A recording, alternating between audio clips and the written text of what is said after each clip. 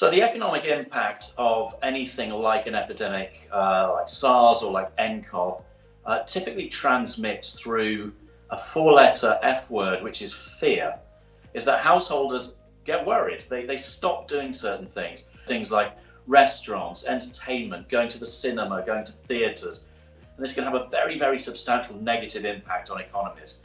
But also China, it's a massive producer of a lot of the parts that are used in manufacturing right across the world. So there's a real problem right now. The parts, the key parts that manufacturers in Europe, the US and other parts of Asia need, they can't get those parts because the factories in China are closed down. People like to make a comparison between what's happening now with China and SARS back in 2003, but things are very different now than they were back then.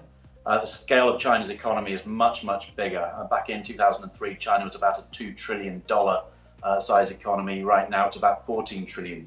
China now consumes roughly 7 times more oil than it did. And of course, now that it's stopped consuming it, now this is having a very substantial impact on the price of crude oil, which back at the beginning of the year had spiked up and has now dropped all the way down into the low 50s. The one thing to bear in mind is that this is essentially a type of flu virus, and typically they don't like it when it starts to get warmer. So as the northern hemisphere starts to move into spring, as it starts to get warmer and starts to get drier, hopefully we'll see the beginnings of an end to this epidemic.